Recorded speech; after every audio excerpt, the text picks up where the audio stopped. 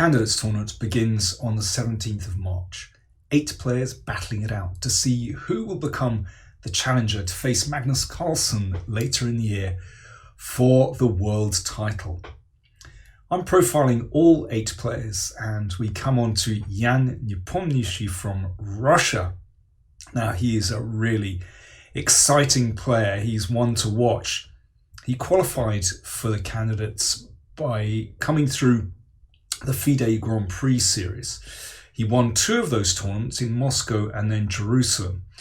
And I think that says something about his style. He's not afraid to win tournaments. In the past, well, he's won the Aeroflot Open a couple of times. He's won the European Individual Championship a couple of times. He's won the Russian Championship. He won in Dortmund 2018, a point clear of the field. He has excellent results for the Russian team. But sometimes he crashes. So we get those first places, but sometimes, mediocre results as well. And that's a lot to do with his style of play. He's really adventurous. I was looking at his results over 2019. If you look at Tata Steel 2019, where he scored 7.5 out of 13, good result. Zagreb Grand Chess Tour, 50%. Sinkfield Cup 2019, 50%. Dortmund, 4 out of 7. Well, they're not spectacular results, but what is interesting is if you look at the tournament tables, and you'll see 1s and 0s splattered all over the place. If you compare that with, say, Rajabov or Giri, much more measured, much more responsible, lots of draws, perhaps the odd win, a very different style, very different kinds of results and very different style. Nepo is not afraid to take risks. And he also plays very quickly on the whole, which adds another kind of random element to his games. Sometimes he makes big mistakes. Sometimes it puts loads of pressure on his opponents who just crack. Can he win the tournament? Well, I think he could. If the results all go his way. I mean, he's capable of beating anyone in the world. We've seen that. He's beaten Carlsen in the past. So if the luck kind of goes his way, he could definitely win through. Whatever happens, he will influence the tournament because, as I said, capable of beating absolutely anyone on his day. And I want to show you a game of his which shows his really adventurous spirit. Now, this was played in the Zagreb Grand Chess Tour tournament last year in 2019. He's facing Anand. And Anand, well, he's become more responsible as he's got older. But it's very interesting to see how Nepo manages to kind of shake things up. So first of all, Gioco piano, it's very steady. I mean, complex, but it's kind of steady. And pawn to h6 is the first indication that Nepo wants to play something a little bit different. And in this position, he plays g5. Here we go. Often that's a move that the white is trying to induce because it weakens these squares. You might recall, for example, the game between Carlsen and Vityugov from the Tata Steel this year, where Carlsen tempted this move and, well, exploited those weak squares. But let's see what Nepo has in mind here. So all normal so far, and Vichy doesn't castle. He's worried about g4 and things breaking open. He plays knight f1, so this is kind of the approved method. This knight may come to one of these squares to look at d5. And Nepo switches the knight round, so it's going to land on g6 and maybe coming to f4, who knows. Good to bolster the king side anyway. h4, so Vichy starts the process of opening up the position. This is all very logical. And Nepo advances and then pushes in the middle. I think if you're going to play this system with black, you have to be prepared to just go for it here. So while this knight is just a little bit out of play, squashed in the corner, he breaks in the middle. And that means there's just a bit of pressure on this pawn. F3 from Vichy. Well, you know, that's really aggressive. Could go knight g3, but F3 may be the most aggressive move, just consistently trying to break open the position. Knight g6. And, I mean, there are various captures possible here, but this basically involves a pawn sacrifice. Vichy could take this pawn here, but he goes for this one. And you can see, well, I mean, this is extremely dangerous for black. You know, as I said, Nepo is absolutely not afraid to take risks. Now, Vichy could take on d5, but that would potentially open things up. And typically, he wants to keep a lid on the position. He wants to keep control. That's what us old guys like to do. Control. It's not about giving your opponent chances. Just keep a lid on everything. So with black here, there's potential trouble on the h-file. This bishop is looking pretty good. I mean, black has to be very careful here. So you've got to play aggressively.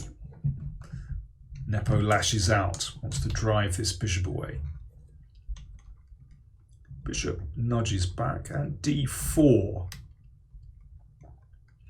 And Vichy plays g5, and that brings the bishop into play. I mean, there were lots of alternatives for both sides over the last couple of moves, but let's just roll with this game, because there is a lot going on here, I can tell you. So a4. Well, you can see that now this pawn threatens to advance again to a3 to undermine this point. So Vichy closes things. So he wants to keep the center closed, and he's hoping then he'll have a chance to attack on the king side. Queen d6 steps away from the pin.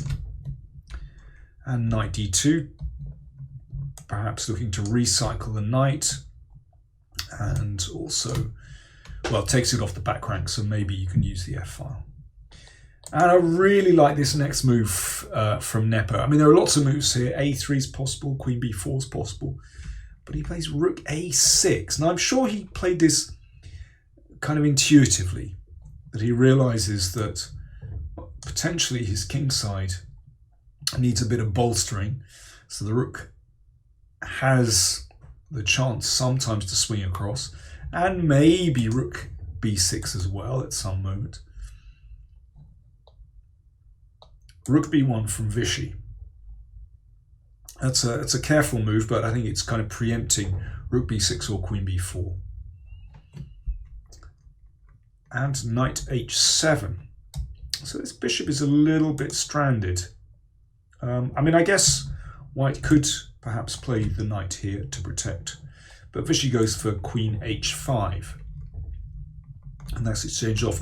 Well, strategically, that is a big plus from black's viewpoint, because without that dark squared bishop, you can see these squares, particularly the e3 square, are potentially rather weak.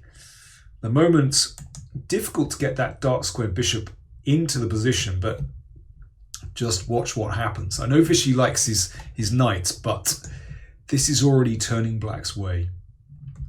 Queen e7. So confidently, Nepo offers an exchange of queens, realizing that positionally he should be better there. Instinctively, I would want to keep the queens on the board. Let's say, well, I should say that Vichy exchanged, but yeah, I would want to keep the queens on the board. The problem is it's actually very hard to get an attack going. First of all, rook d8, that makes room for the king, and that bishop does a good job defending. And then it's actually possible to use those rooks very creatively. This is beautiful. And swing across, and that means there are going to be no problems on the h-file at all. and it'll be black that goes on to the counter-attack. Note white's king is a bit stuck in the middle. Let's come back. So queen e7 just played by Nepo. Vishy exchanged and brought this knight back into the middle. And now Nepo takes the initiative, f5. So opening things up, and I think that's logical, while white's king's in the middle. And dare I say it, the rooks are split.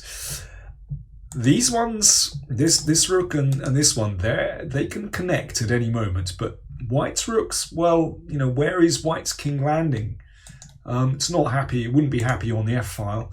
e2 may be okay, but you've got to watch that bishop coming to g4 at some moment. So I think this is already quite a difficult position for white. Maybe you should try and play c5 and give this knight a square, but it's a difficult position. Bishop d1 played, so that bishop looking to recycle via the king side. And now a very important move. Bishop h6, there we are. That bishop steps into the game, and this diagonal is very inviting. Vishy takes on f5, which brings the knight into the game.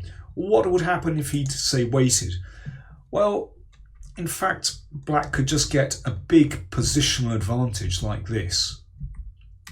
And you can see that with these split pawns, it's an unpleasant position for white to play, whereas black's pawns are perfect.